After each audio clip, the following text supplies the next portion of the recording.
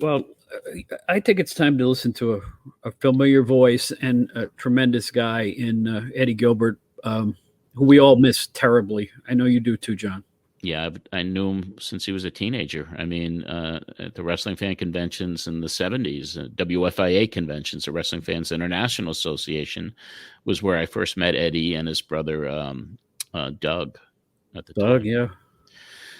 But yeah, he was always a genius in my opinion on the booking side of it, and as a performer he was wonderful. And he was in a kind of a spiral himself here. I mean, he was wanting so much to take control and to be a booker and to help with the creative side of wrestling, and he got little tastes of it here and there, but I don't think we ever saw the real potential of Eddie Gilbert because he never really had that opportunity to fully control a booking committee for a lengthy period of time.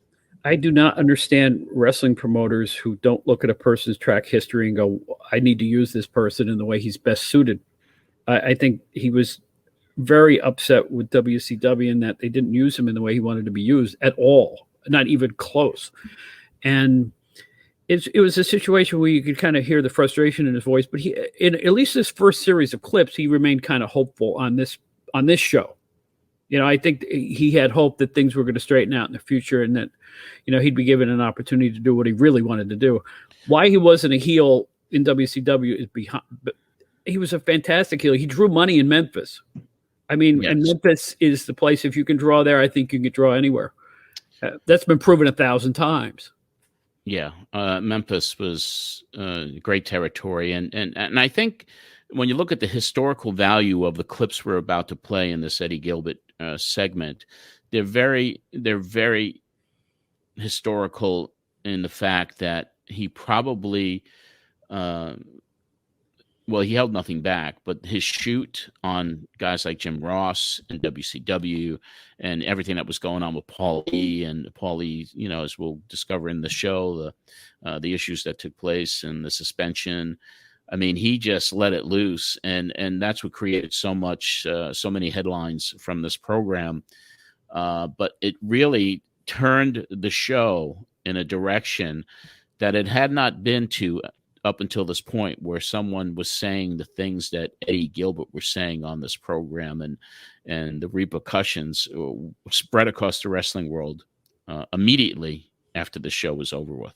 Yeah, and that's going to happen in the show after. The next, it's a series of shows. It's like this month. So actually, it's like this first show is Eddie in a good mood. Yeah, and then we get into all the stuff. He actually called you and told the listeners to write down their questions about anything they wanted to talk about, and he said he'd shoot for the hip and tell them the truth.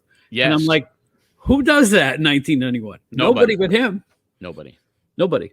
So let's listen to a guy I miss greatly. I got to meet with him a few times as you know, in my PWI days, and I also had an opportunity to sit down with him when he was working with ECW, and I miss him. He should be around today, and he should be a major force in professional wrestling because nobody knew more. He was born into the business. He was a great performer, charismatic, good-looking guy, heel or face. He could do it all. And he could talk. I mean, yes. He was, you know, he was slightly smaller than some wrestlers, but that shouldn't count against him. You know, Roddy Piper had to kind of deal with that factor too, at least when he started out. And then look at the guys today. Look at the performers today, men and women both. I mean, there are people of all sizes in wrestling excelling today. Absolutely. So let's hear from Eddie Gilbert. Eddie, I'd like to start off a little bit now. Last night on WCW and on Jim Ross's 900 number yesterday, he alluded to the fact of a situation that's taking place in WCW right now. Yeah. They're doing an angle right now with Paulie and Missy getting together. How do you think Paulie feels about that at this point? I'm sure Paulie probably doesn't much like it, mm-hmm. but with the politics of the business, he goes along with it. So yeah, it was done pretty well. They had a piece of it on NWA Pro New York last night, and just kind of the first segment of it looks like an ongoing series of clips with Paulie and Missy together, and Jim Ross yesterday on the hotline, saying that they were seen in a hotel in Secaucus, New Jersey, and they're playing it up pretty well. So it should be some interesting TV coming up. Yeah, well, I think they're probably messing with Jason Hervey a little bit too. He's pretty jealous, so we'll see what happens. Is she still seeing him, as far as you know? Yeah, as far as I know, yes. Okay. Yeah. Let's go right on the phones here. Now, Eddie, you told everyone out there, you wanted me to make an announcement before you came on that they can ask you anything, and you'll do your best to answer. Don't pull any punches, people. Just ask. Okay. And Dave from Lynbrook, you're going to be first here at the Pro Wrestling Spotlight. Yeah, I got a couple questions for Eddie Gilbert. Go right ahead. First of all, what part did Jim Ross play in the breaking up of his marriage? Do what now? I'm sorry, I can't hardly hear him. Speak up a little bit, please. Okay, what part did Jim Ross play in the breaking up of his marriage? What part did he play? Yeah. Well, he introduced Missy one afternoon. One day they had dinner together, and he introduced her to a Atlanta Falcons football player, which started the demise right there. So that's it. Do you think that Jim Ross could be a capable booker by himself? Not by himself. I think he has a lot of good ideas, and he knows how to put good TVs together, but I don't think by himself, no. Okay, a couple more. Did you ever have any dealings in your time with in the WWF with Dr. Zahorian? Did I have any dealings with him? Right. Not exactly. Right after my car wreck, I did. I had to check in with him from time to time, but I didn't have any dealings with him, no. Okay, and being the situation that's going on in Puerto Rico now, would you be willing to work there for the rival promotion? I don't think with the rival promotion. Right. No, I don't really care. I don't really.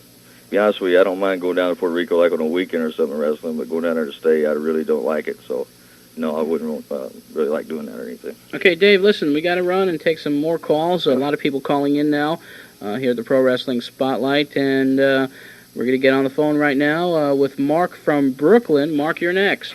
Yeah, what's up, Eddie? Hey, man. We love you, and, well, you're wrestling. You're cool, man.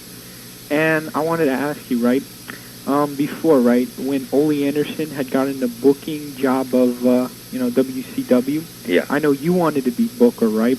What ideas did you, have as, when you wanted to be the booker? Well, that I really won't discuss because I still have the same ideas, and I don't know who really is listening to this show or anything like that, and if I'm ever going to be the booker, become booker there, those will be my ideas, and that's what I'm going to do, and I really don't want to let the cat out of the bag right now on that. I'm sorry that I... If you can understand that. Yeah, and, you have these ideas, right? How about, take him to, I don't know, a GWF or a USWA? What, excuse me, say it again. The ideas, that you have, why don't you take him to, maybe a smaller promotion? Yeah. I mean, well, I was, I just recently, a few months back, was booking for the USWA, and I really don't want to use any of my, to be honest with you right now, I'm just laying low on ideas because I want to save everything. My ultimate goal right now is to be the booker of WCW, so I don't want to really do anything to jeopardize that at this point in time. He didn't want to jeopardize it.